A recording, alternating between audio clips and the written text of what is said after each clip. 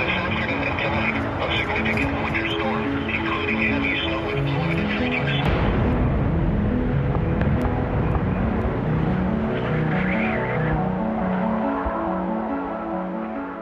Hello and welcome to the SnowBrains Podcast, where it's my job to interview the most intelligent people in the snow sports industry and pass their fascinating knowledge on to you, our listeners. I'm your host, Miles Clark. I'm a professional free skier, a professional mountain guide, a UC Berkeley molecular cell biology graduate, the founder and CEO of SnowBrains. And when I was 8 years old, I contracted pink eye. My parents had to put drops in my eye to cure the infection, but I refused. I fought and ran amok like a wild animal to avoid the drops, but eventually caught me. They wrapped me in a blanket, held me down, and tried to pry my eyes open to get the drops in. I still thrashed and wiggled like a cheap kite in a violent storm. My parents eventually gave up and just said, screw it, let him have pink eye, and moved on. Weird kid. Today's SnowBrains Podcast is brought to you by A Golden State, the California leader in premium cannabis flower. Born in Northern California under the watch of the Cascade Mountains, A Golden State's plants are hand-watered with snowmelt from Mount Shasta and sustainably grown in their own carbon-neutral hydroelectric cultivation facility. Today's SnowBrains Podcast is brought to you by Killington. Make the most of any spring weekend. Head to Killington, the East Coast's biggest mountain resort. The Beast of the East has everything you need to enjoy a winter getaway. From the best ski and snowboard terrain to one-of-a-kind dining options and fabulous après-ski experiences. Vacation packages are available now. Visit killington.com to learn more. My guest today is Lel Tone. Lel has been an Alaska Heli-Ski guide for 23 years. She won National Geographic's reality show Ultimate Survival Alaska in 2015. Lel's been a Squaw Valley Palisades Tahoe ski patroller for 28 years. She's been an EMT for 33 years. She grew up in Switzerland, speaking Italian, before moving to the US at the age of 10. And Lel is an incredibly empathetic, kind, and tough as hell human being who has so much to teach us. Hello, Lel. Welcome to the show. Thank you very much for being here. How are you? Hi there, Miles. Good morning. Yeah, good morning. Lel, you've done so much in your life. It's not possible to cover it all here. But we're going to try. So we're going to cover, at least get the highlights. Your whole story is absolutely spectacular to me. How many days do you ski per year? More recently, I've been working for the Union Pacific Railroad and starting an Avalanche program there, which that's amazing. Takes me out of the resort loop. And, I do get my backcountry days in getting to our weather stations, checking on our equipment, checking our slide paths. But for the most part, days a season have definitely gone down quite a bit. So, God, I don't even know if I have a specific answer for you. Well, that's okay, but I bet it used to be around 200 if you're patrolling and guiding that much. So let's just dive into it. Tell me about the Union Pacific and your Avalanche position there. That's very unique, not something I've ever heard about. Yeah, well, for a number of years, I've had a mentor of mine, Dave Hamry, and Dave is a legend in the Avalanche realm. He started the Avalanche program for the Alaska Railroad out of Anchorage and Girdwood. They have a fairly extensive slide path system that goes along the highway there near Girdwood and up into Turnagain Arm and beyond.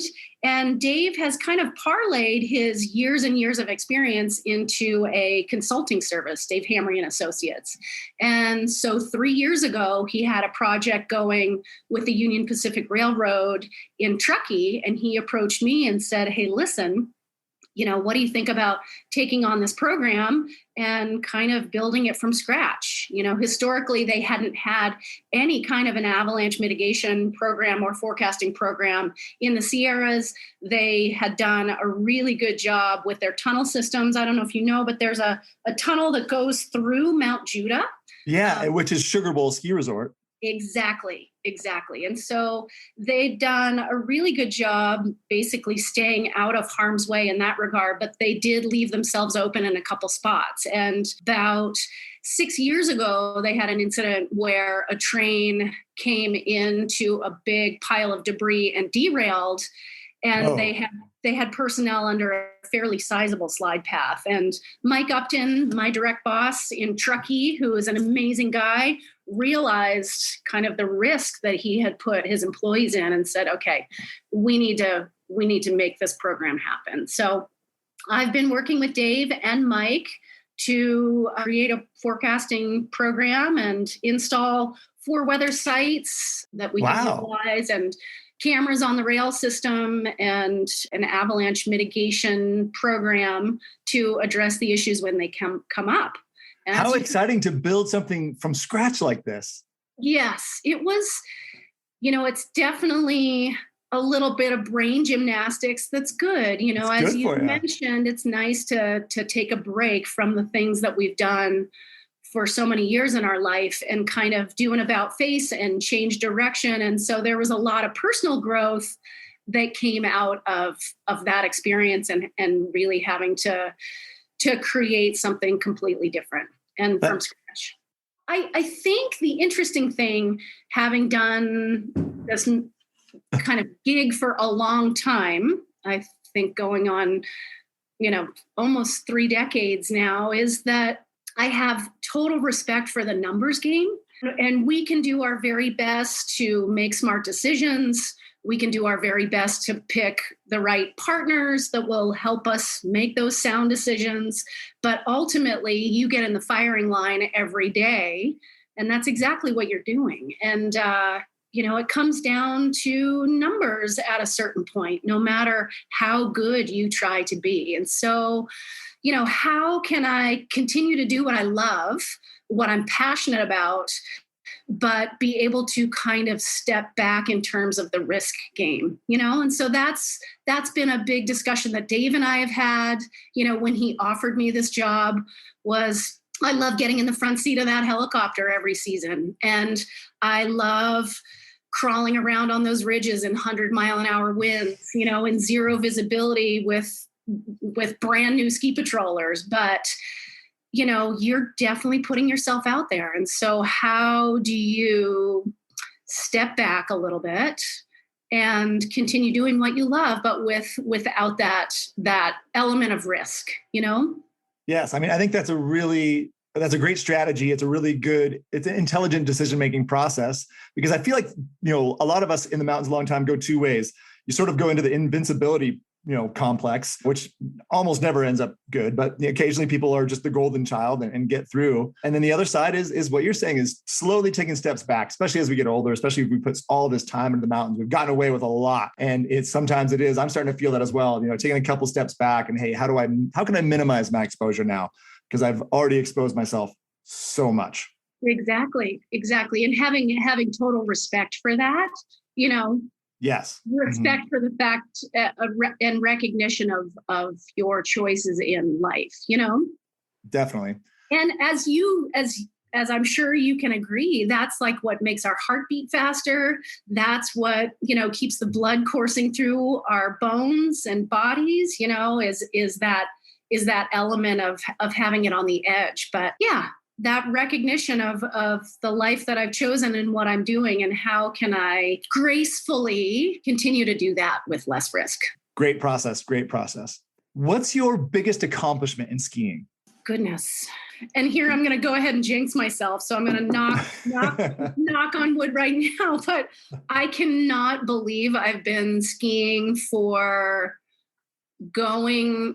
49 years, and I still have the same equipment in my legs. That is astounding to me. Are you saying you've not had any surgeries on your knees? Whoa.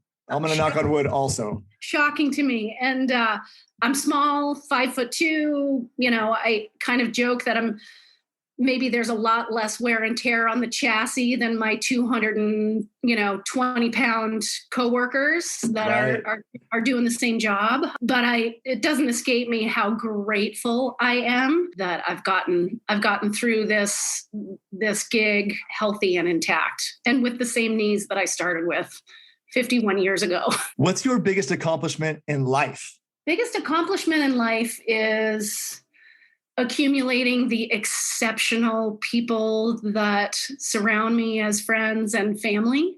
And I mean that so sincerely. I am so fortunate to have the most incredible friends and family around me. There's this idea that positivity mirrors positivity, and I tend to not take credit for that, but I have managed to have some incredible people be drawn into my life. So I am most grateful for that. I would say that's the greatest thing in my life. We can hear the emotion in your voice. I can see the emotion in your face. You are a unique person, Lel, and you know this in that you're one of the most badass mountain people on earth, and you also have a very large bandwidth for empathy.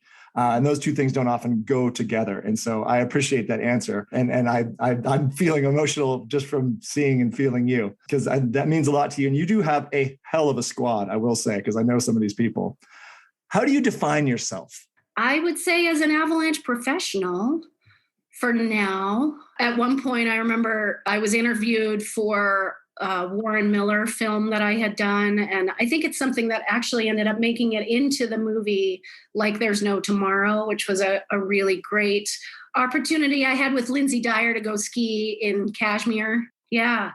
And when you look back at your life and you see these pivotal moments, these kind of turning points in the road, what I never realized is when my parents chose to buy me these little plastic skis in the supermarket, this is what you would do in Switzerland, is you could buy these plastic skis in the supermarkets and strap them on my feet. I remember looking back on that moment and just being blown away that was actually such a pivotal turn in the road for me in terms of where my life would take me. Working as a ski patroller, early on in Maine, when I started there, I actually did a senior project when I was in high school. And wow. I don't know how we talked the school into this, but me and two of my guy friends went up to Bethel, Maine, and got a job ski patrolling for the month during our spring break.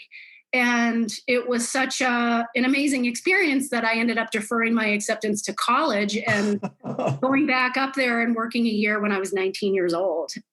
That's kind of where it started. And then it parlayed to moving out to Lake Tahoe in search of bigger mountains and more wilderness, and getting a job patrolling at Palisades Tahoe. And then later on, guiding in Alaska and teaching avalanche courses and being on the board of the American Avalanche Association. And it's crazy how that kind of was a turn in the road that brought me down this path as an avalanche professional, I guess. Where's your favorite place to ski?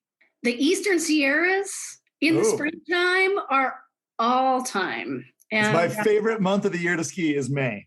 I spend every year I live in Mammoth for May. It's not beatable. Right? It's glorious. It is. And you get up early, you get those big long approaches in, you take a nap on the peak if you need to, so that you hit that corn perfectly. And I don't know about you, but isn't corn like the most underrated thing ever? It's almost as good as powder. Right? Yeah. Right? But it's easier because it's hot and it's nice and you don't need all the gear. There's something better about it. Yeah. And the avalanche time period is pretty recognizable, Yes. And it's so Eastern Sierras in the spring, I think you would agree with me, are some of the finest. Absolutely. Finish up with a nice cold cider, a beer, some flip-flops, and some hot springs. It's my favorite month of the year. Yep. Period. What would you do if you couldn't ski? I would probably meditate. Being in the mountains, traveling through the mountains with friends, moving at a slower pace when you're backcountry skiing, and moving through that decision-making process is so incredibly grounding for me. And the only other thing that I find to be as grounding for my being is meditation. Other than that, what scares you the most in the mountains? poor decision making scares me most in the mountains, and hubris, and your inability to make sound decisions. That's what scares me most, because Mother Nature is going to do what she's going to do, and we need to be adaptable as humans moving in that medium and know that she's always holding the cards. And I think it's most frightening when I might be in a mindset where I might not be able to recognize that. Let's say I'm distracted, or let's say I've got something going on, in my mind that isn't allowing me to actually see what's going on, in real time. What do you love most in the mountains? I love spending time with people in the mountains, whether they're clients in Alaska, or good friends on a skin track.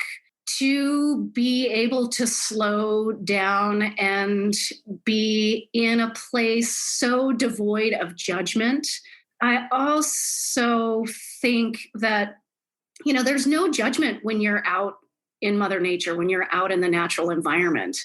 I feel at home there. I feel like whatever things that I judge myself on are quiet in that environment. So that's what I love most about it is the peace and space that's devoid of judgment. I've never thought about that angle before, but you're so right. In my mind, it's essentially you're taking a step away from society, and a lot of the baggage that comes with that, with maybe the sharpest point of that spear being judgment. And yeah, you're right. There is something obviously very freeing about being out there. And that's a big part of it. Thank you for bringing that to our attention. What's the funniest accident you've had in the mountains? So the first one's funny, not funny. And unfortunately, nobody was there to actually witness this one. But, one of the most peaceful times on the mountain when you're a ski patroller is sweep time, right? End of the day. End of the day, sun's going down, beautiful sunsets. Oftentimes you'll see the moon rising at the same time. Some of the most gorgeous alpenglow moments happen, when you're all alone out there on your route, clearing your sweep route. Well, I had come down past the mountain run, into the mountain run, and, you need to have your eyes open and scanning the whole time, because obviously one lone skier injured by themselves, left on the slope, could be a really big deal at night. And, we have a lot of terrain to cover with very few people. So coming down the mountain run, and it was early season, it was December. So all of our snowmaking guns were up, and I was looking up onto the west face and scanning the west face as I cruised down the mountain run. And I looked up just in time to note that I was probably 2 feet from plowing myself head on into a snowmaking gun. I always worry about those things. Oh my God. And I had, by just a hair, pretty much averted knocking myself out cold, probably doing myself a lot of damage by skiing at 30 miles an hour right into a snowmaking gun. So anyways, my God. I think about those all the time because they're at Palisades Tahoe. They're right in the middle of the run in the early season. Oh my God. I was like, really?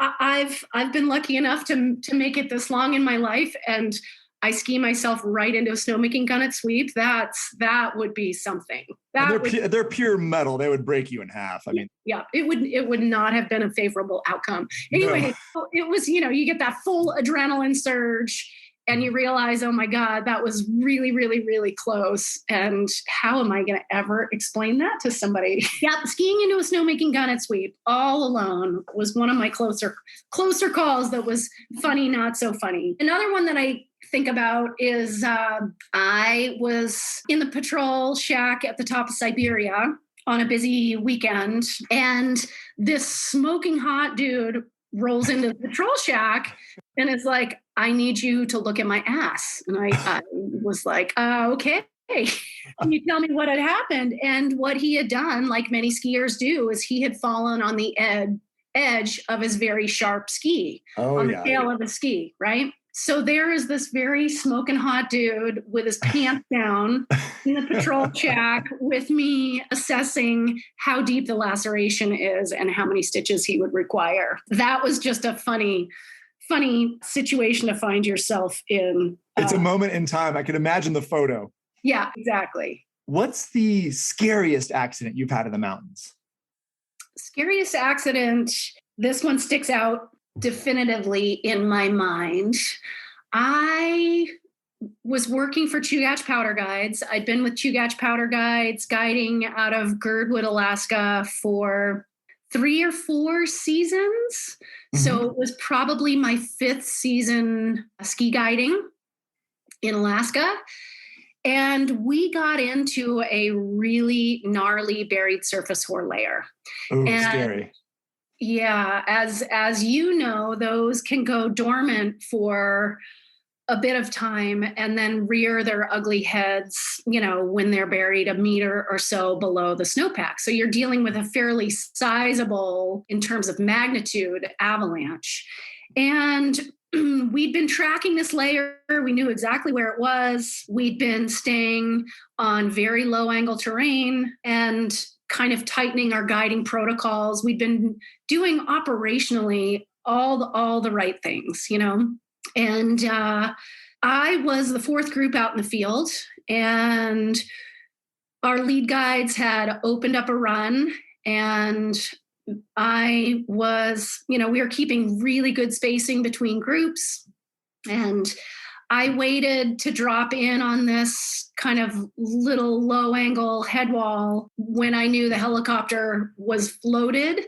So as a guide, you really, when I'm training new ski patrollers, I often kind of reiterate how important it is to know where your team players are, where you're exposing yourself in terms of making a ski cut. If you are going to make a ski cut, make sure that there's a guide in the helicopter. That way, if something goes sideways, you have instant backup, right? Yes. Yeah. I've seen that in Alaska. The guide always skis first, and the guide will ski as the next group is flying by. Exactly. Exactly. And so, I had that in mind. I skied this run, or at least this small head wall, and my last client was on the slope. And out of the corner of my eye, I saw some movement. And this was just about the time that the helicopter was landing on a peak close by. And I saw this movement, and I looked up to see snow cascading off this cornice. It hit the slope that we had just skied, and I watched this thing zipper across the bowl. Whoa. Huge Propagating avalanche. Crown was probably 2-3 feet, maybe 3 feet plus in spots. And that's how deep the avalanche was. That's how deep the avalanche was. Massive, kind of, I would say, easily class 3 avalanche. And wow. I got on the radio, we had Motorola's at the time, and I had just met this guy. This was our first run of the day. I barely remembered his name. And I get on the radio and I say, Larry, avalanche, point it, avalanche. And I watch him continue to make turns. I don't think he heard me. Oh, no. I see him get hit from behind, and he flies 40, 50 feet down the slope and disappears into a powder cloud. Oh, my gosh. Horrified. And I get on the radio immediately. I say, there's been an avalanche. I have 1 client caught. This is the guide that had just landed above me. I said, I need you in the slope ASAP. I've got a last scene point for you. And from my location, when the avalanche had happened, I yelled at the remaining 4 people that were with me, and I said, everybody follow me now. And we, I'm just watching this bowl zipper out. And whoa. So, we kind of pulled our way deeper out onto the flats. And sure enough, we were in a good spot. Even where we had posted up, we were in a good spot. But, you watch something of that magnitude coming at you, and you're going to move away from it, right? Oh, yeah. Knee-jerk reaction. Yeah. And I realized that with all the potential hang fire, with the fact that for me to start sidestepping uphill through thigh-deep POW was going to take me an hour and a half to even get to them. Right. I realized that the best course of action for me was to get my people to a safe spot mid-slope and get a pickup, put them in a good spot and get a pickup so that I could be of help, but with the helicopter.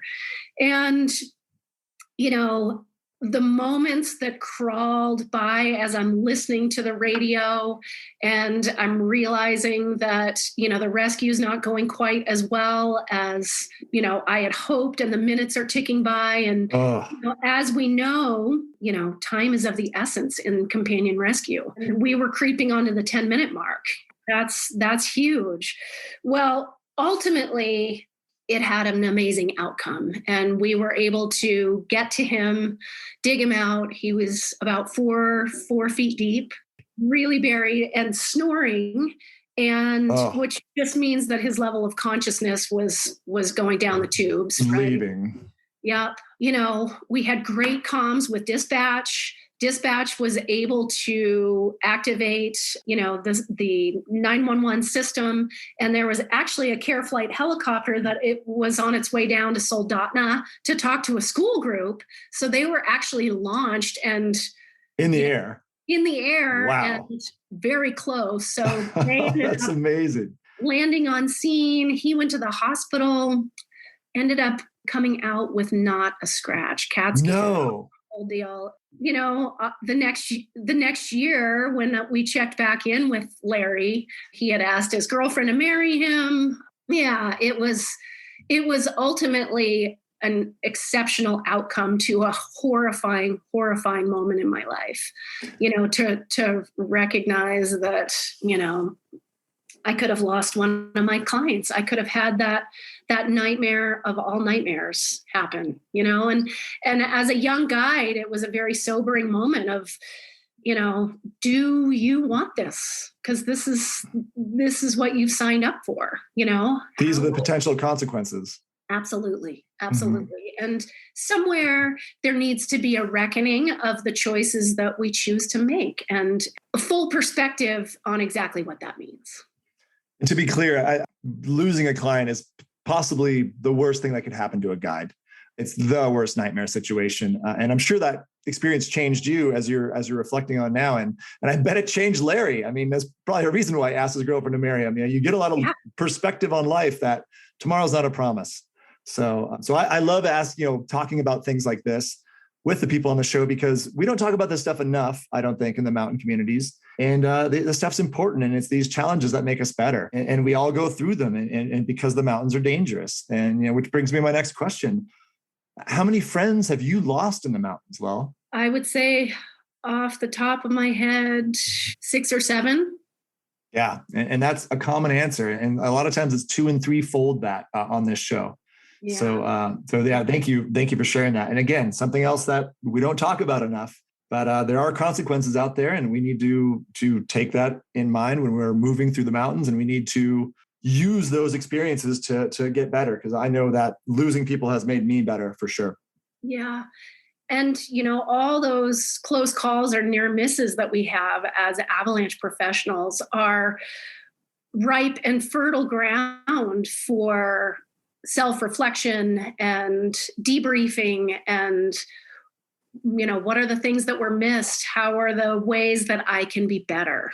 And what I've really appreciated so much in the 2+ decades or so that I've been doing this is I think we've become a lot more humble as a ski tribe in terms of reviewing those events and showing the chinks in our armor and really learning from our own mistakes and making sure that other people learn from our mistakes. I know as an avalanche educator, I take those experiences of my close calls and near misses, and I make sure to share those, as case studies or, as conversations when we're going over human factors and I think it gives you a little more street cred, mm-hmm. as an educator to be able to share those experiences with humility. I agree. I think there has been in the past a lot of shame, and there still is, around making mistakes in avalanche terrain.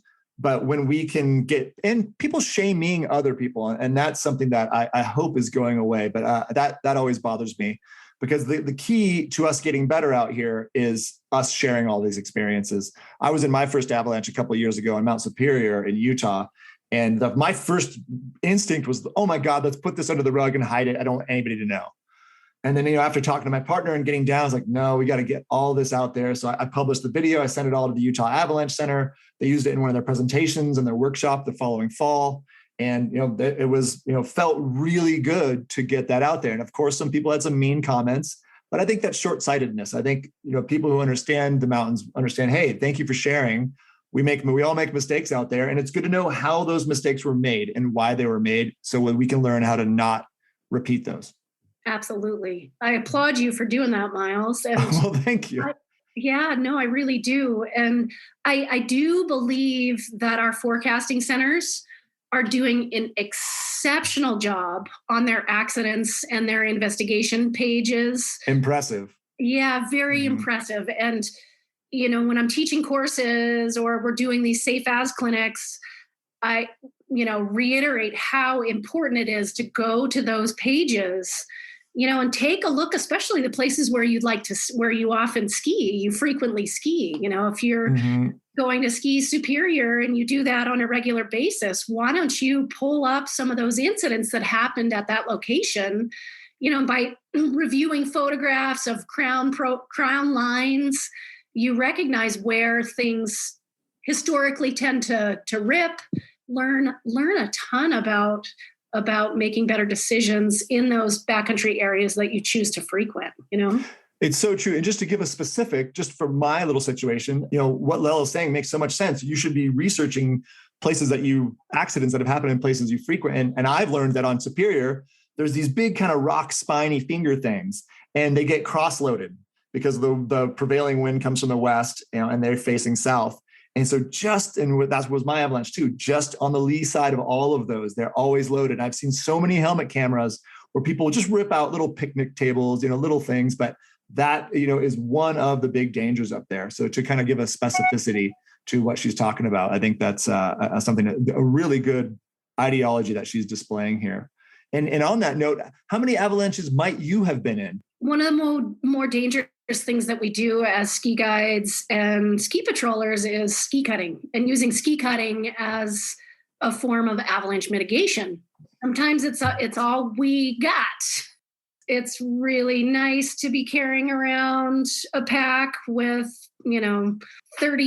30 pounds of explosives material on your back and have that in your back pocket. But more often than not, ski cutting is what you're doing out there. And that's some risky business. So I have had a number of close calls where, I've done exactly what I set out to do. I created an avalanche with my skis, and sometimes it breaks a little higher than you expect it to break. I had one experience on Broken Arrow that left me buried up to my waist.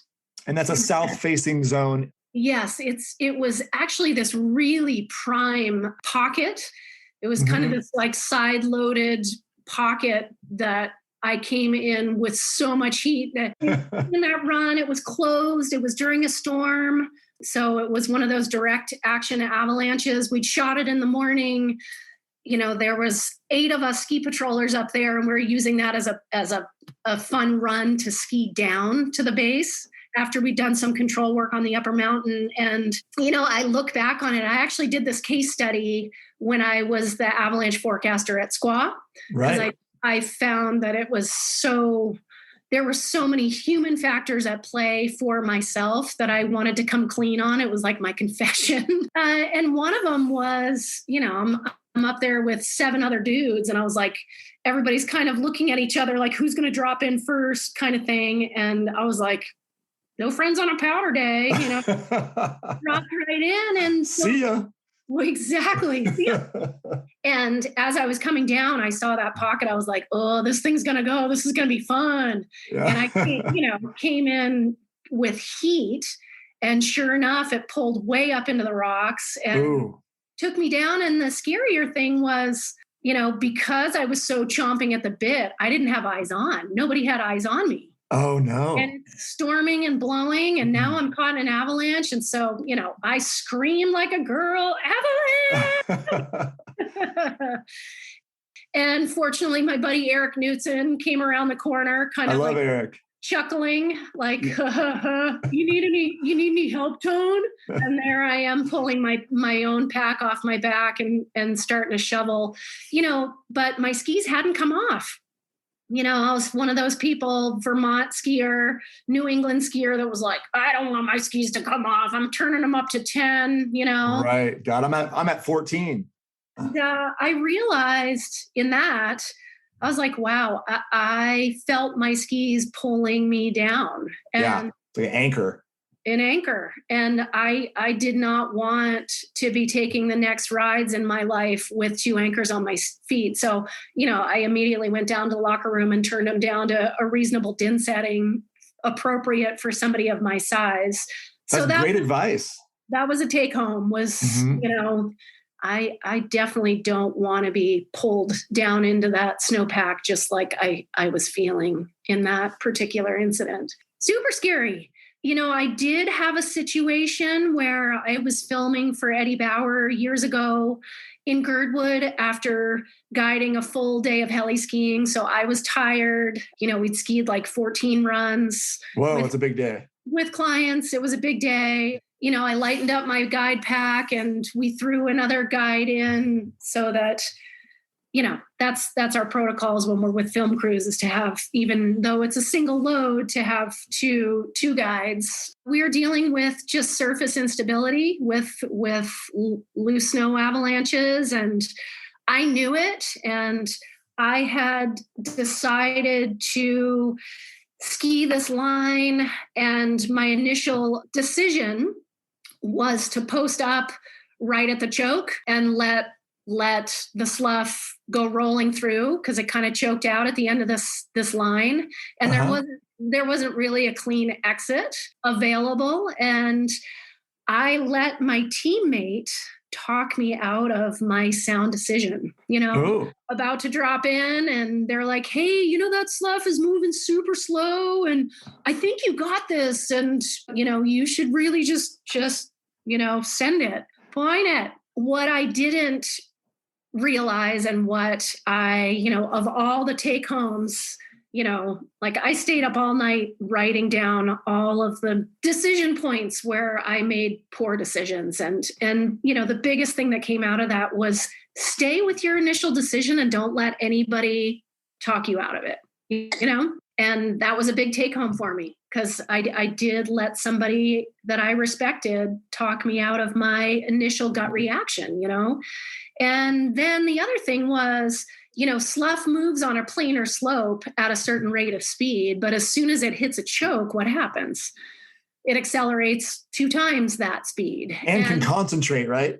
Exactly. Mm-hmm. And so I misjudged, I looked at my slough behind me two occasions as I was skiing this planar slope. And, I was like, okay, I think I'm in front of it. I've gauged the speed. I'm going to commit to the choke, and bam, it hit me like a freight train. Oh. And, it threw me 50 feet downhill, and I'm tomahawking and I'm losing gear. Oh. And I was able to put my hand on my trigger of my pack.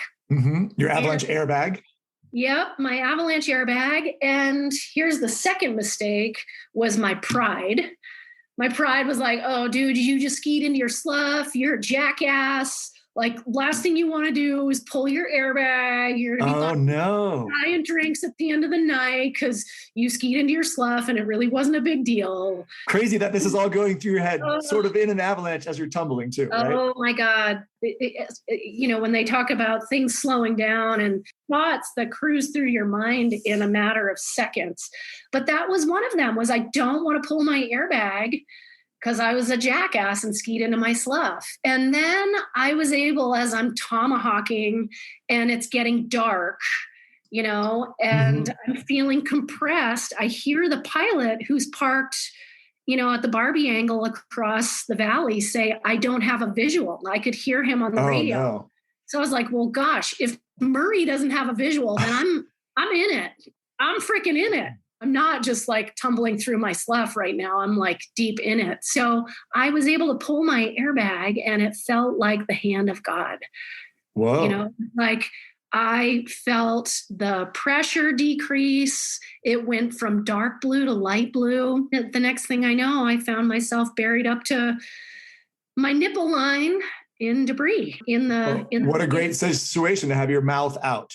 Yes, incredible. And so the cool thing out of all of that was the myriad of take homes. I like to say, you know, Mother Nature sometimes puts you over her knee and spanks the shit out of you, but then lets you go.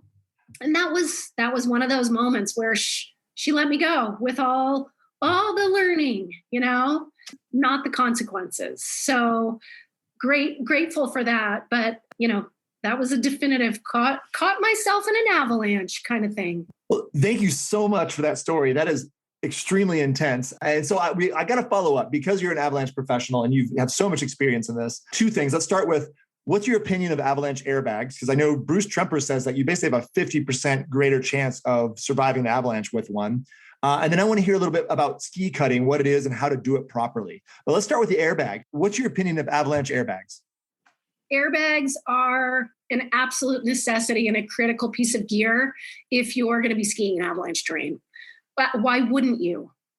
Agreed. I guess is my point. And I don't think I would want to guide in Alaska without my avalanche airbag pack on. It's that critical a piece of gear for me.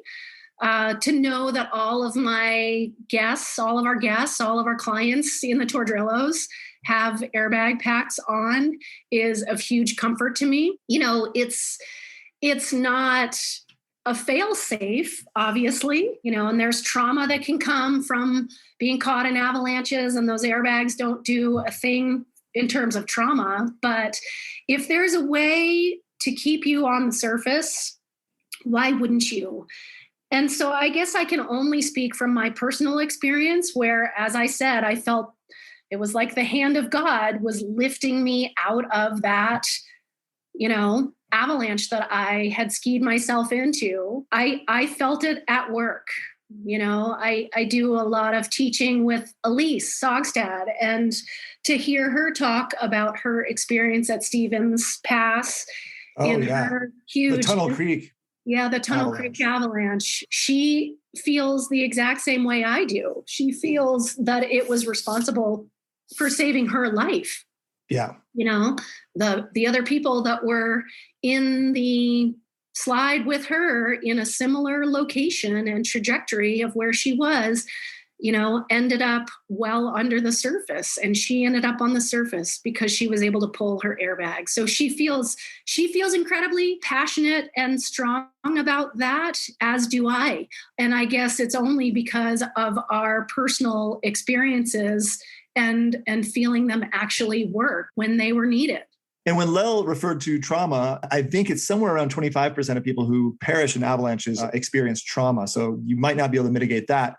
But the vast majority of people are asphyxiated. They don't have enough oxygen. And the whole idea, we'll just you should Google this yourself, but is the Brazil nut theory, that when you have more surface area, and that's what the airbag gives you, the objects with more surface area tend to end up on top in these fluid environments like an avalanche. No, I was just going to add to that Brazil nut theory. I don't know if you guys have ever watched a mudslide or an earth slide, when those big pieces of mountains come down on the coast in Los Angeles.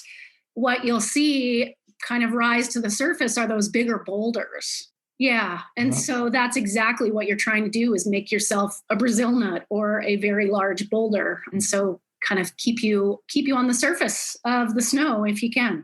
Absolutely. And so tell us, what is a ski cut and how can we do one properly? Oh, God.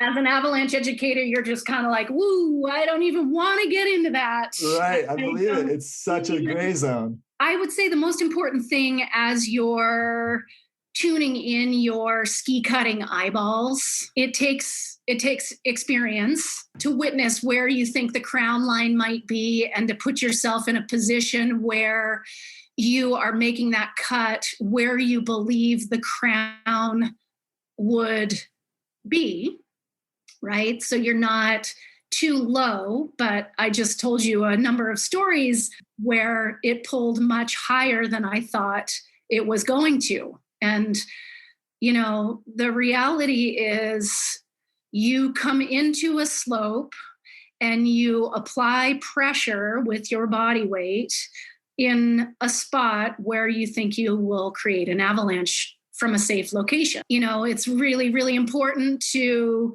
choose the direction of travel so that you have an out should things go terribly wrong. So you obviously, don't want to be ski cutting into a gully. You want to be ski cutting so that you can get onto high ground and out of the way, if it does pull. I would say as you're cutting your teeth on ski cutting, it's probably best to ski cut smaller test slopes. So that if things do go wrong, if you do make an avalanche like you're trying to make, it's not something sizable that could get you into trouble. Also think about what your run out looks like. Are you gonna be ski cutting something that ends in a cliff like the pucker face? Probably not an awesome option. Probably bombs or sawing a cornice or putting yourself on a rope and going into the slope roped up is a better option in situations where there's some terrible hazard below that slope that you're ski cutting. But it does take a bunch of practice, and you are probably going to misjudge it on a number of occasions. And hopefully you have a lot of dumb luck like me where it hasn't been anything too serious. So yeah, definitely before getting to ski cutting, read everything you can about it. And even better, get with some sort of professional who has a lot of experience doing it. Have you ever been hurt skiing? You mentioned you've had no surgeries. And so have you ever been hurt skiing at all? I have. I was hurt ski patrolling. Uh-huh. And, as I said, I sometimes marvel that I've been as lucky as I have been. I'm at 5'2", 125 pounds doing the same exact job that, big, strong, burly men are doing, and so I was in a situation where we had a really icy period in January on KT 22, but it was a situation where we had a number of accidents, pretty serious accidents on the west face. Ooh. And, we were a day away from closing that terrain because, people were getting themselves into trouble. And, oftentimes our greatest job as a ski patroller is protecting people from harming themselves, right? Yes. And so this was probably the last day that we had the west face open, and we had a back injury high in the second west face. Uh-huh. And it required 2 tail ropes. And I was one of the tail ropers, pretty much power sliding on ice. Just for our audience, basically the person's in a toboggan going down and the tail ropers are holding onto ropes attached to the toboggan to make sure it doesn't get away. Yes. And there's one person in the handle. So it was 3 of us, giving our very best and strongest effort to take this woman who probably wasn't all that big. I bet she was 160 pounds. It wasn't like we were taking some giant down the west face, but, as you can imagine, I'm being pulled downhill, leaning back against this tail rope. It was a really cold day. I managed to get that person to the clinic. And of course it was right before sweep. So I grabbed the Cascade and picked it up and skated it over to the bottom of KT. Those things are weigh 80 pounds. This is a big, huge toboggan. Yeah. And so sometimes the easiest way is just to pick it up and hold it across your chest and skate across the base area and bring it up the chairlift. And ended up doing sweep, did the whole deal, went home that night, was really tired, had the day off the next day. It was the classic thing, Miles, where you go, 8:00. I go to take a pair of shoes and put them in the closet, and I lean over and I'm crippled to the ground. Oh, God. And so it was like this delayed reaction to, what I had put my back through that afternoon that came to haunt me.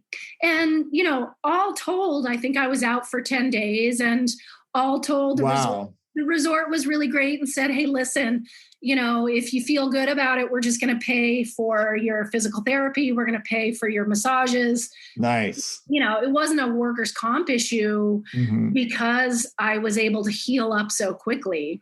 But, it was also an opportunity for me to realize that, gosh, if you give your body, the TLC that it requires to heal, it can heal pretty quickly. And miraculously enough, I was guiding helicopter skiing and skiing around with a 40-pound pack, 2 weeks later.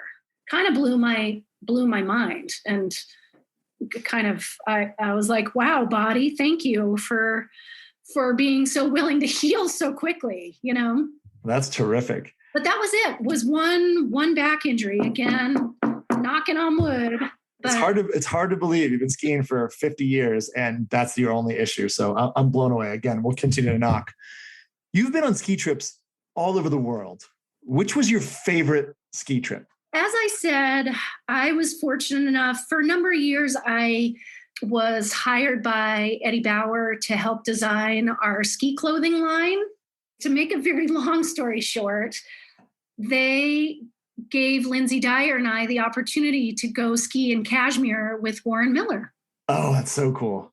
For the film, Like There's No Tomorrow. We were able to make a segment, and I was able to ski in a A-Star at 15,000 feet, which was wow, an amazing feat to begin with. And an A-Star is a helicopter. Yeah, that, just being in Pakistan or close to Pakistan, at a time, Osama bin Laden was maybe 100 miles as the crow flies from where we were skiing. And I remember at one point, I laughed at Lindsay Dyer as I traversed over. I was like, hey girl, I'm going to go pee in Pakistan.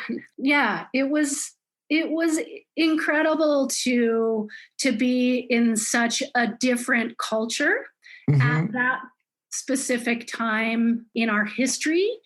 And really try to be there as a respectful female visitor from the United States, and keeping our head and our hair covered up. And, fortunately with ski clothing and buffs and goggles and everything else, you're adhering to customs, in a respectful way. But that was really important to me as a woman traveling in Kashmir, was that I was being respectful of the culture there. And my last question in this line here is how did you make your dreams into reality? Kind of dumb luck. There's something very serendipitous about our lives. And I think it's always a miracle at those turns in the road that bring you down the path of what ultimately becomes your life. And I think the thread that runs through the center of it is, what are you passionate about? What makes your life tick? What is it that is a guiding force in your life? And for me, being close to nature, I never really realized how important that relationship is for me in my life. It grounds me. It brings me into the present moment. It allows me to see my life for the miracle that it is. When I'm in that medium, it kind of heals. It heals whatever wounds have come up in my life, being able to commune with nature, being able to be in that environment has brought me so much joy in my life. So in gravitating, and I guess I was really lucky, to recognize that in my 20s and, Yes.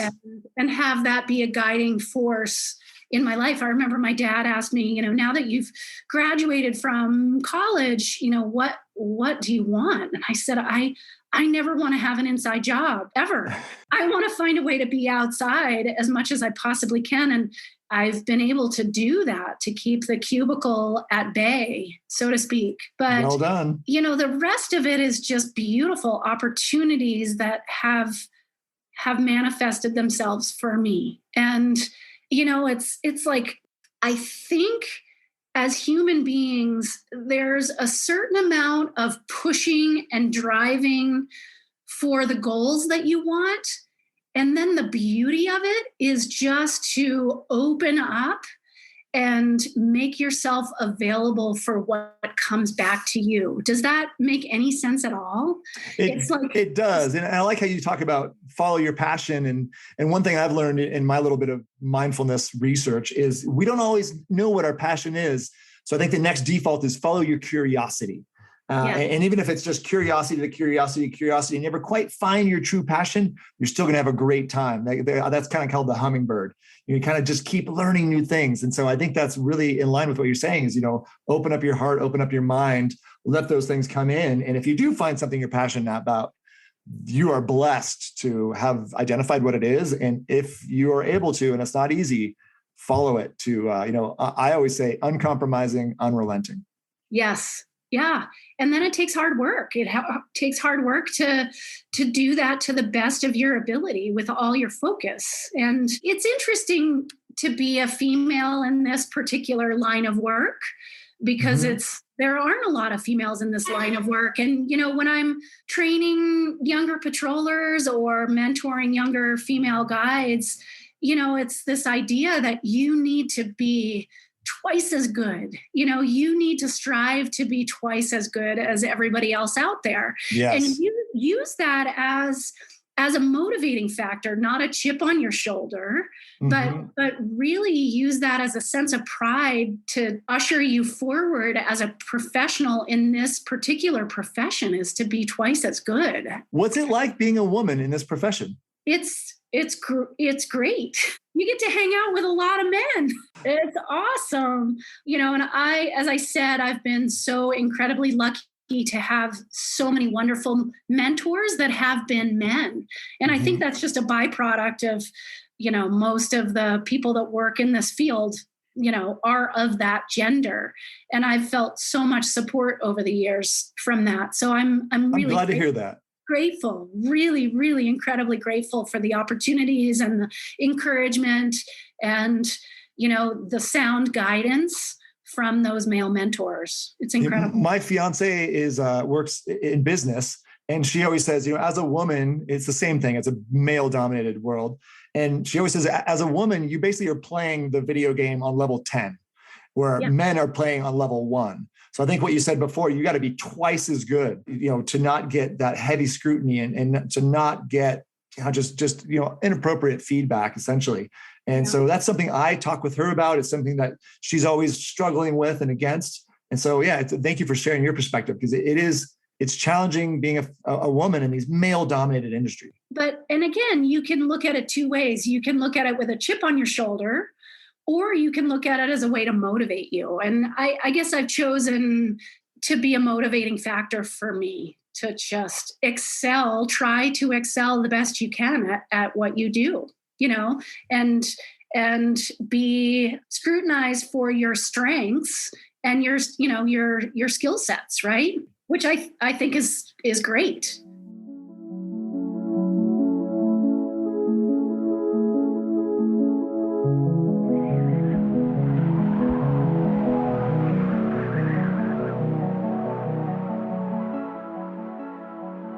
Today's SnowBrains Podcast is brought to you by Killington. Take advantage of the longest season in the East with the Killington Spring Pass. Pay just $349 for unlimited ski and snowboard access to Killington Resort from March 18th through the end of the 21-22 season. With Killington's history of stretching the season late into May, that could be 6 weeks of prime skiing and riding. So grab your Spring Pass today before prices increase on March 18th. Learn more at killington.com. Today's SnowBrains podcast is brought to you by A Golden State.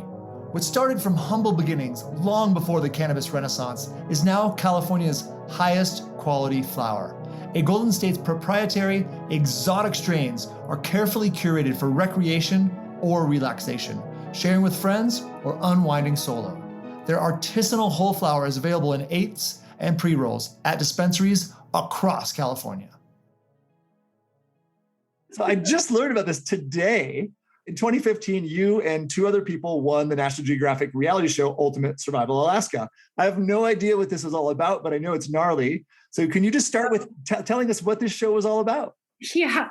So the premise of the show is they insert 4 teams of 3 into the backcountry. In Alaska. And your only goal is to make it to an extraction point in a certain time period.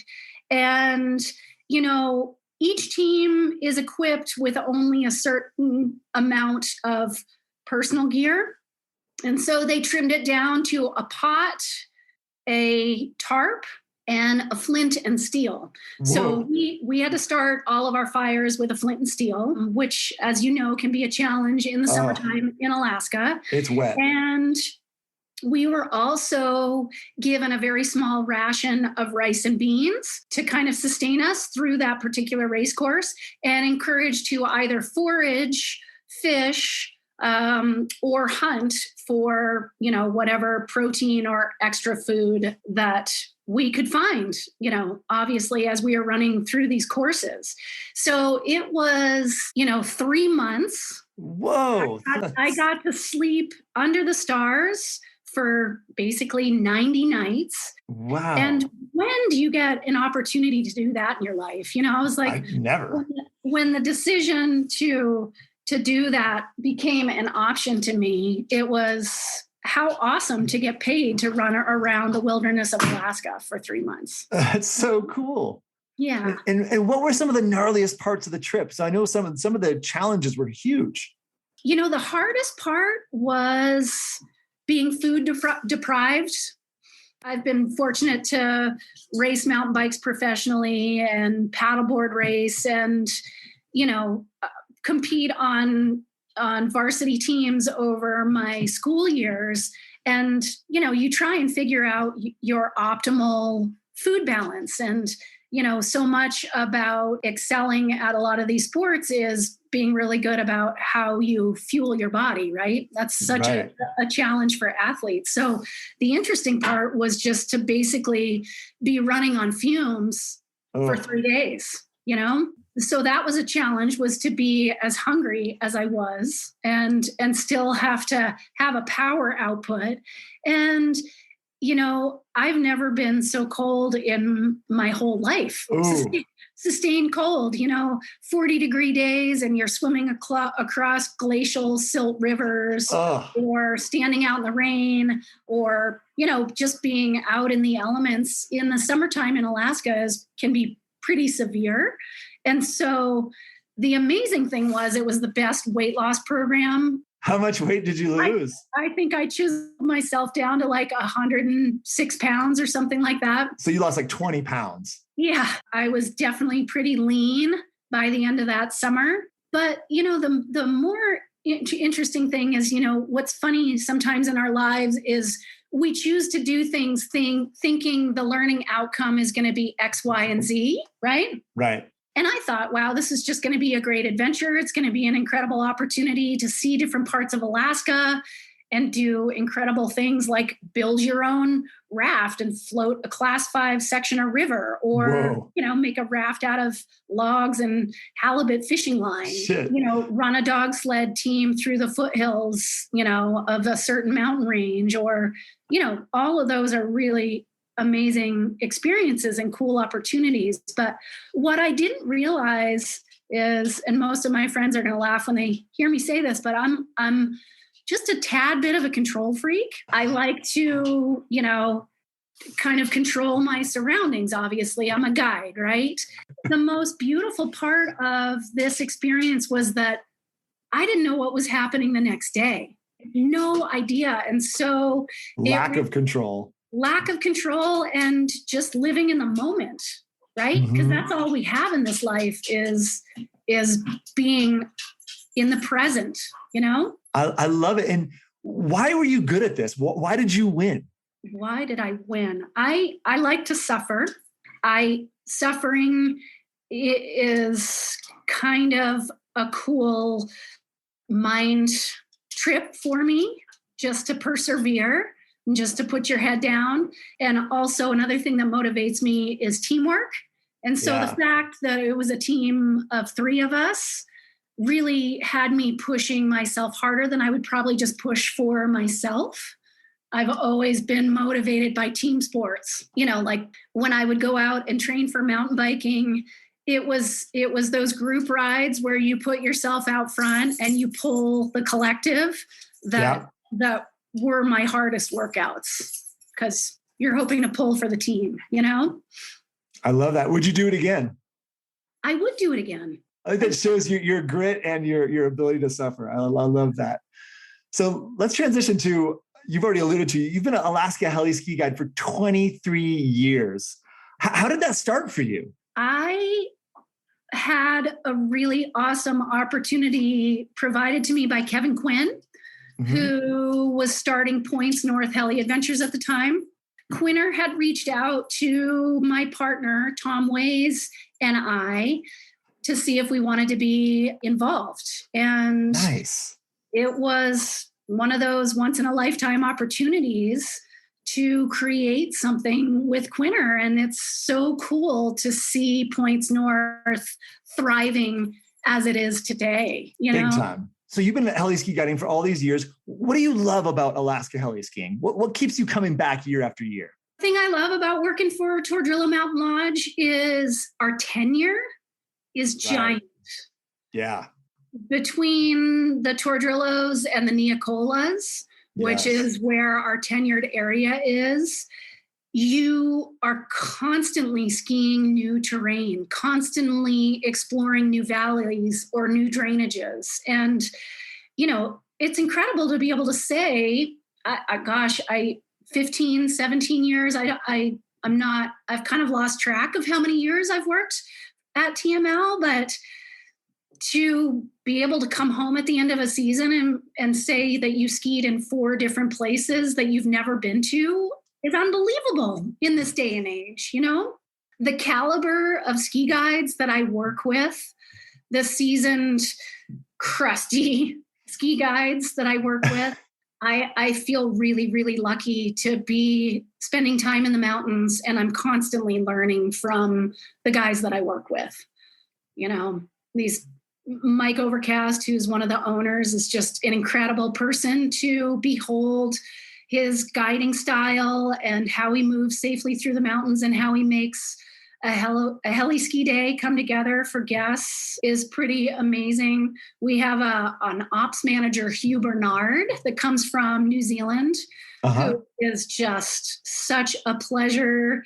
Number one, to work with and work under. Technically, he's my boss. Right. But see how he massages, you know, the sometimes big personalities that can be part of a guide crew and keeps us all working as a cohesive unit is pretty cool.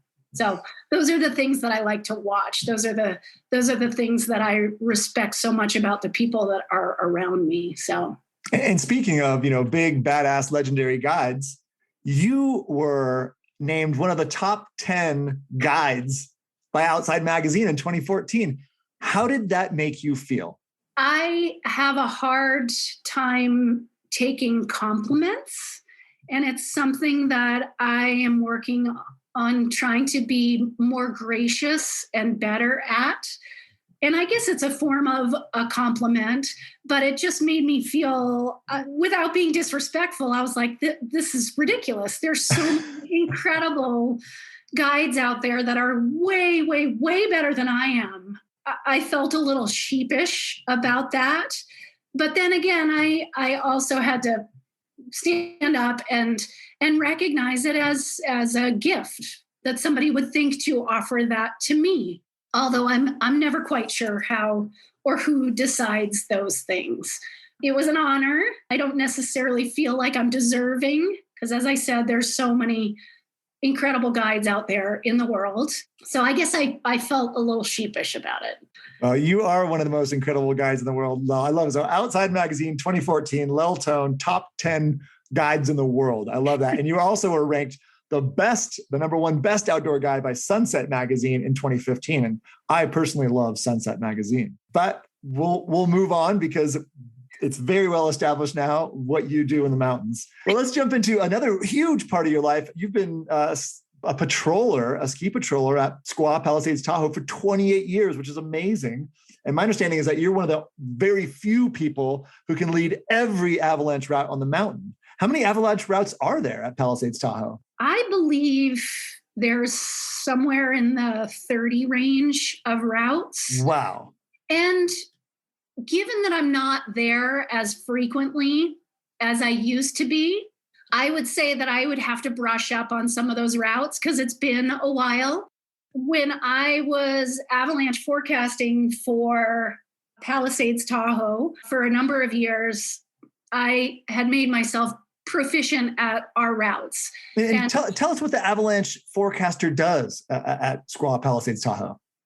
So as the avalanche forecaster, you are maintaining all of our weather stations and the data that comes from those weather stations and relaying them to the marketing department or the upper management teams at the resort. You're responsible for training personnel, so ski patrol personnel, right, doing avalanche rescue drills, doing mock rescue drills for the crew, keeping everybody at a certain level of proficiency in terms of rescue work and procedures. You're responsible for keeping tabs on, obviously, what's going on in the snowpack inside the resort. And, there's a lot of relationship building that goes on with entities, obviously, around the resort. So the forecasters for the Sierra Avalanche Center were, of course, a huge resource for us and still continue to be a huge resource for us.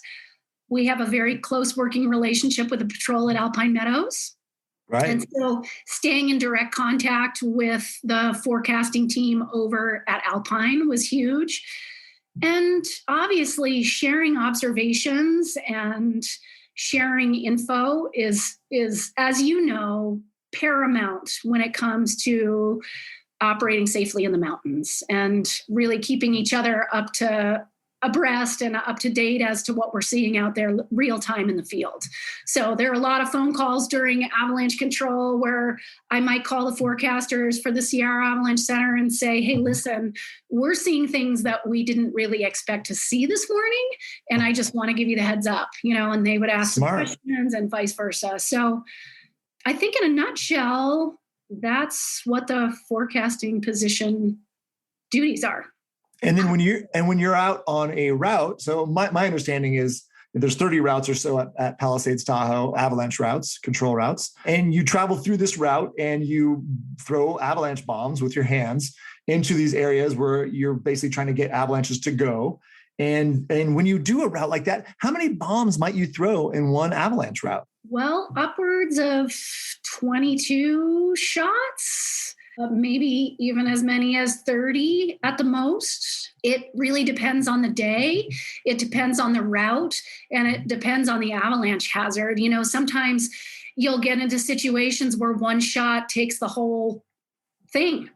Right. And other times where things are really pockety and you're getting, I'll never forget doing the slot route off of the headwall lift at Palisades Tahoe. And we were getting 3 or 4 foot crowns, but they were very small, isolated pockets, but they were fairly sizable. And, what was tricky was all those results that you weren't getting were really having you scratch your head. And how can you provoke the big one to go? Because the dragon is lying out there, and you just need to step on his tail. to bring them to get them awake. And so I think that's kind of the trickiest and the coolest part of being a route leader is going out there and really trying to provoke the results that you anticipate and hope to get. And sometimes you scratch your head and you have to hang things and you have to put things in different spots, or you put them closer to the rocks, or you put it higher in the slope or lower in the slope, or, and those are all things over time that you kind of hone your skills and, those experiences you have on those particular routes. Wow. Well, thank you for sharing that. If that makes any sense, it's totally. Yeah. And it's gotta be scary because if it goes, then maybe you can open it. If it doesn't go, maybe you can't because you haven't gotten that avalanche to release. And then, so that whole decision-making process has got to be complex as well. And I think it's so interesting. My understanding is that Palisades Tahoe throws more hand charges than any other ski resort on earth. And I've heard that, just Palisades Tahoe, the Squaw Valley side will throw 500 charges in a single day sometimes. And then right next door, Alpine Meadows will throw 470 more. So you're talking about 1,000 hand charges in a single day, which just doesn't really happen anywhere else because the terrain is so convoluted and we get so much snow. Yes. It was cool cutting my teeth and coming up through the ranks and realizing that, in a 2-year period, I had more time with explosives than most people do in maybe 10 or 15 years ski patrolling. And yeah, as you said, both Alpine and Palisades Tahoe have a very extensive avalanche mitigation program. Mm-hmm. And at the time we were using mostly hand charges. There's a lot of resorts, bigger resorts like Whistler in Canada, you name, or some of the bigger resorts in Colorado that have arguably much scarier snowpacks, or Alta, for example, or Snowbird. They're dealing with a huge avalanche problem. But oftentimes they're using their artillery, they're using gas X, they're using a myriad of more tools. Mm-hmm. So I think that's the false perspective, is that we're using purely hand charges. So we use quite a few of them. It's not to say that our program's any bigger than any other world-class resort, What do you love most about ski patrolling? Being outside, watching the mountain change over time, given the season, given the weather formations. You have a very intimate relationship with piece of rock, basically. Yeah. A beautiful mountain range and a chunk of the Sierras. I've been able to have a really intimate relationship with all of that terrain, which is really cool. Season to season, to see how things fill in differently, depending on different weather scenarios, all of that is a gift, I think. And so being outside with your friends, seeing beautiful sunrises and beautiful sunsets, and being kind of in Mother Nature's fury during those storm cycles. Oh, yeah. To feel her power is all very thrilling.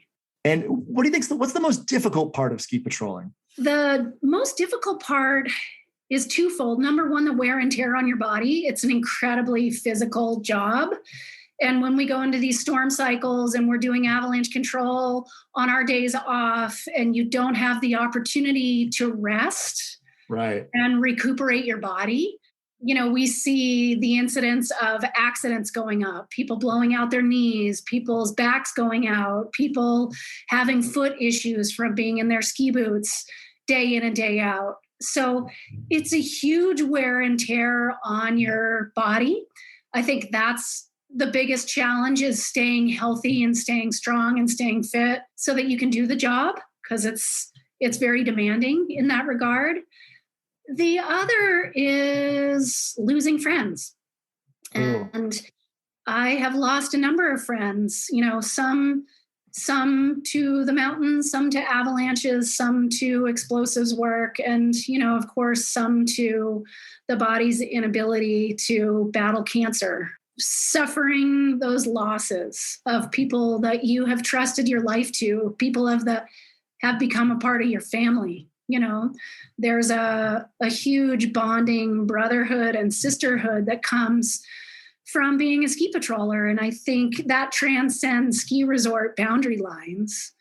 And I think it's bonded a lot of patrol brothers and sisters to, brothers and sisters that work at other resorts, but there's a very strong bond because ultimately you're putting your lives in each other's hands on the daily, Absolutely. And I think there is something along the lines of what people in the military experience with bonding, right? When the life is on your line, when you're trusting your life with other people and all of these things that you do, in your avalanche professional work, in your ski guiding work, and your patrolling work, and you've been an EMT for 33 years, which is incredible. And so we could get into all that, but I do want to take one step back because I think it's so interesting that you grew up in Switzerland, speaking Italian. And you lived there until you were 10 years old, and you moved to Massachusetts when you were about 10, I believe. What was it like growing up in Switzerland? Well, it was a beautiful childhood from what I can remember of it. And I think that love for the mountains started then. It was part of our school program that every Wednesday we would go to the local ski hill and ride a series of gondolas and go rip around at the top of this mountain and then come back down at the end of the day. That was actually part of our school curriculum, much like, a lot of kids that grow up in mountain towns can say the same thing, that the ski programs, are kind of a part of their school curriculum, which is amazing. But I think being in the Alps and being around those big, beautiful mountains must have kind of seeped their way into my little being in some way, shape, or form. And I'm sure they helped shape the direction that my life would ultimately move in. My parents were over there. My dad was the president of an American college in Lugano. Wow. So it's in the Italian part. So both of my parents were American citizens. And so ultimately, we ended up moving back to the States, to New England, so that my dad could go to MIT's business school. So that's what ultimately brought us back to the States. I guess we were one of those families that would go skiing maybe 2 or 3 times a year if we were lucky. So there was probably quite a period of time, in my childhood where I was only able to ski once or twice a season, but that kept the hunger going. I like it.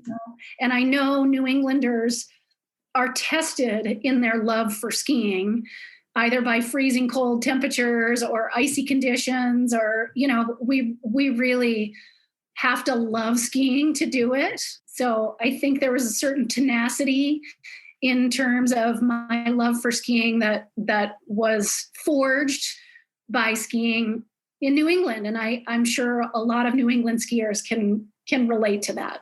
One thing I wanted to touch on that I'm curious if you're comfortable talking about, you lost your mom when you were 15. And I'm curious if you're comfortable talking about that. I lost my brother when I was 19 skiing. So I have maybe some relatability on some level, but losing your mother at that age is so challenging. Are you comfortable telling us a little bit about that? Yeah, absolutely. It's a huge part of who I am today. When you have great sorrow in your life, it can't help but change you. And, there are a lot of things that came out of that grief at a young age that were tools that I utilized, into my adult life. I think the most beautiful thing that was shown to me through all of this, and it was kind of a serendipitous thing. I think oftentimes there's moments of grace in your life that are divine moments, that are just these gifts that are bestowed to you, that aren't anything of your own making. And one of the biggest things that came out of losing my mom was that in this life, you're given a choice. You can take adversity and grow from it and have it show you beauty and show you basically perseverance. There's a lot of positives that come out of terrible experiences, or you can lay down and give up. And, at 15, I don't think that was something that was conscious. That's why I kind of say that there was some divine intervention in that. It was just a beautiful thing that, God or the universe or the great one or whatever it is that steers us in the spirit realm, it was a little tidbit of a gift that was given to me. And so, I've chosen in this life to learn from the grief, to carry on, to try and express that in love and really try to move forward from whatever pain comes to us in our life. So that was kind of the biggest lesson, to realize how much love we have out there to support us, whether it's friends or family or the collective in general. Our ancestors, the greater spirits out there in the collective, we are so loved. And, that's something that I've learned to recognize later in my years. But certainly there's no way I would have gotten through that experience without the love of my dad, the love of my brother, the love of my community, the love of my friends, my teachers, my family. We really hold each other up in times of need. And to be able to lean into that is huge. Very confident it changed your life. As you're saying, it changed the trajectory of your life is what I want to say. Because I know when my brother passed away, that was a huge change in my life, just a sharp angle change, and very much has a lot to do with who I am today and how I see the world. And and it made me a lot better than I am. And losing people is so challenging. And I don't know if you're comfortable with this part either, but your mother was missing for a period of years, and it sounds like she disappeared. That's almost more challenging than having someone just be, knowing the outcome. Was that a big part of your process, or how did you process that? Well, I always try to look at the silver lining of things. My own kind of in my genetic makeup to do that. Right. But I guess the opportunity, although it was painful to wake up every day and wonder, where is she? Is she safe? Does she know I love her? Does she know I miss her? All of those things. It allowed me to have some hope.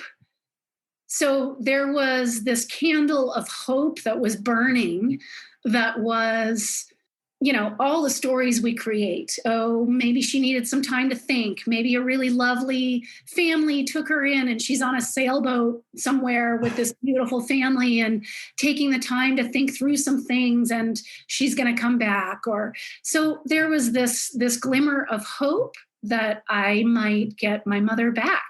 And so it wasn't this hard, fast, she's gone, that could have been emotionally devastating. There was the availability of hope. And so in one sense, there was that, and the hope diminished in its own time frame when I was ready for it to go. And so I guess that was an interesting dynamic to it, was to not have that finality right away. And I think that really speaks to your mindset and the power that you have in your mindset, because for so many people, that's a worse situation. You found a positive in that. And then eventually you did get closure, which must have been helpful. And thank you so much for sharing that, because, that's, I think probably for you is one of the single most impactful things that ever happened to you, and probably really changed the course of your life. I know my experience, that was my most powerful experience. That changed my life more than anything else. So I appreciate you sharing, because I think it does help all of us go through these challenges. And it's great to hear how people we are around deal with that, and people that we respect. How did you get through that? Yeah, there's a beautiful saying that I came across, and it was so many years ago, I can't even remember if it came off of, a Lipton tea bag or what, but it's this idea that only the cracked ones let in the light. So it's this beautiful idea that because of these fissures, because of this grief, because of these cracks and this great pain in our lives, that we can let the light in, and the more cracks, the more light you let in. But it was kind of this beautiful analogy, or this beautiful visualization that I got, that all of our hardships allow us to channel more light. And and speaking of the cracks, I've been through some depression, and I read recently in a Powder Magazine article by Megan Michelson, who's great, that you've experienced some depression in your life. I don't know if you're comfortable sharing that with us, but I'm curious, what do you think might have triggered that, and how did you work through that? Well, what triggered it is still a little bit of a mystery. Of course, there's precursors, there's mental illness and depression in my family. So as we know, it's definitely can be a genetic handoff as we move through our histories. It could have been the fact of accumulation of losses, the myriad of losses that I've had in my life. And I've had certain tools that have carried me through my adult life. One of them is this stubborn idea that we just soldier on, right. And that we push through pain and we push through adversity and don't talk about it. Yeah. Or you talk about it, but you move forward with strength. Right. I feel like that's like the mentality though, especially in the guiding world. Like, just don't talk about it. Be tough, soldier on. Yeah. Also staying busy and distracting yourself and, being uber productive has been a tool that I've used in my life to kind of skirt around whatever malaise or grayness has ever crept in, was if I can stay busy. And that was something that I actually learned from my dad during my mom's loss, was just stay busy, stay focused, stay busy, and you can kind of move around the periphery of your depression. And it means you're unbelievably productive. You get a lot, but maybe you don't actually go through the heart of the matter, Right. You're not creating solutions. Exactly. You're not actually sitting in it and feeling. So that's become something that I've tried to focus on, is being brave and actually just sitting in pain, and that is a very big Buddhist philosophy, is just sitting in what is, being present and in sitting in non-judgment. And as you said, being curious about what that feels like in your body, right? And so the interesting thing about that depressive episode, which was incredibly intense, seemed to come out of nowhere. All the tools that I had gathered over a lifetime couldn't seem to battle through it. And I actually had to sit in it and feel it.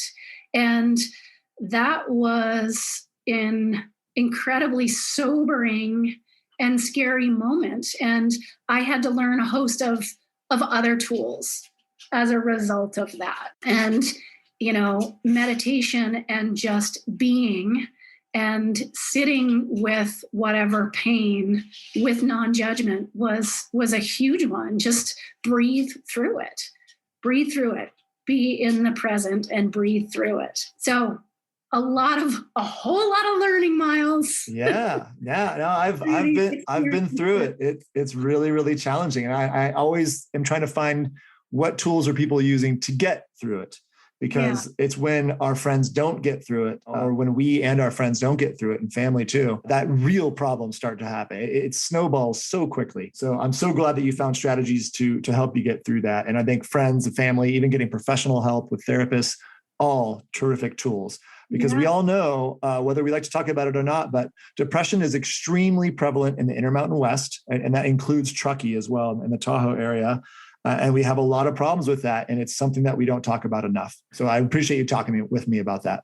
Absolutely, Miles. And I think we live in a new age where it's okay for us to share our experiences and that we're not alone. It's amazing to me that you've also battled with it. And I'm sure you could say how incredible it is to know that you're not alone in this. Right. And there's some comfort in that, some comfort in knowing that other people have sat in that bone-racking grief, in that void space, in that despair, and have breathed through it as well, have lived through it, have come out on the other side of it. And it gives you strength. I think it gives you strength to know that you're not alone in your grief. I appreciate that. Yeah, thank you. Yeah, I was really, really weird for about 2 years after my brother passed. And I tried to do the right things, but I just ended up spending a lot of time in nature.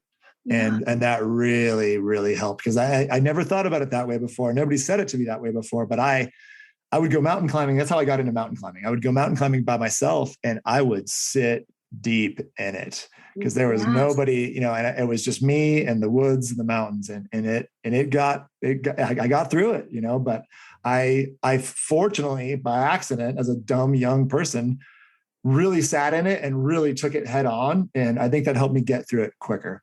Yeah. And of course I had good people around me, which always helps.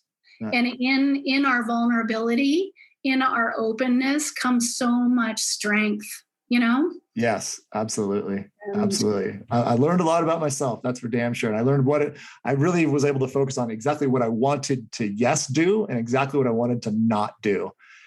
And that was why that was such a big changing point for me. Because, as a 19-year-old, you don't think about those things, but that put me in the crucible. So many gifts, right? Come out of so many. So my understanding, after college, you ended up in Squaw Valley Palisades Tahoe. And so how did you end up at Palisades Tahoe? What pulled you out to Lake Tahoe? The driving force that pulled me to Lake Tahoe was more wilderness, bigger mountains. That was it. Purely more wilderness, bigger mountains. And you were coming from, where did you go to college? In Vermont? In Vermont. Okay. Yep. Beautiful, beautiful part of the world. But I remember I spent a chunk of time during my college years doing sections of the Long Trail, which is part of the Appalachian Trail, right? Cool. That goes through Vermont. And you didn't have to walk very far before you ended up on personal property. You crossed over into somebody's field and climbed over a stone wall, or you just couldn't go get lost in the wilderness like you can out west. So that was a driving force. And speaking of getting lost in the wilderness, I might be a little overconfident in saying it appears that Baja California in Mexico is your Zen place. How much time do you spend down there every year? Well, I, in my 30s, made a pact to myself that I wanted to learn how to surf, that I wanted to learn from what the ocean had to teach me. I've spent a lifetime learning from the mountains and I wanted to learn from the ocean. And so that was kind of a goal I set for myself. And so for a number of years, I drove a Lance camper on my Ford F-350, drove it down and kept it in Southern Baja in storage with this really lovely 80-year-old Mexican gentleman. And nice. Every spring and every fall, I would take the time to decompress and go camp on the beach and spend every waking moment that I could in the water.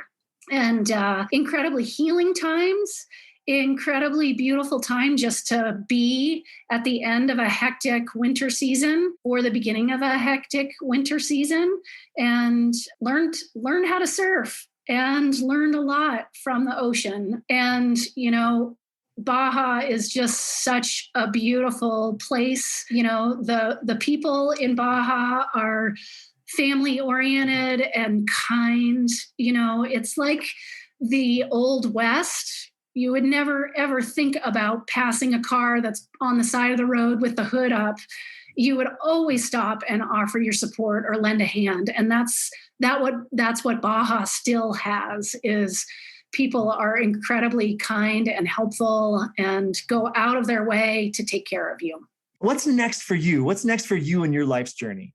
To go grow old gracefully and to stay on the right side of the crack, and to love the humans around me to the best of my ability, and to try and learn what this beautiful life has to offer in terms of spiritual lessons, in terms of personal lessons, to stay open to what God and the universe has to teach me as a very small being in a blip in time on this planet. Lel, thank you so much for your time. Thank you for your energy, and thank you for your vulnerability. That's all I got for you. Do you have anything else that you'd like to add here at the end of the show? No, thanks, Miles. It was lovely to see your face again and great to connect with you. So thanks for the opportunity. Fantastic chatting with you. I hugely appreciate you. Have a terrific rest of the day, and I look forward to skiing with you and seeing you soon. Sounds great, Miles. Take care. Thank you so much for listening to the SnowBrains Podcast. If you liked this podcast, please share with your friends and family, and please subscribe. To find out more about SnowBrains, please visit us at snowbrains.com. You can also find us on Instagram, Twitter, and Facebook at SnowBrains. Today's SnowBrains Podcast is brought to you by A Golden State. Find the perfect headspace for euphoric enjoyment. A Golden State is not a brand or a place. It's a state of being. Today's SnowBrains Podcast is brought to you by Killington. Big mountain skiing and riding meets small town charm at Vermont's Pico Mountain. Ski or ride Pico and save up to 40% off the ticket window rate when you purchase online in advance. Cancellations are always easy too, so save money and skip the line at the ticket window.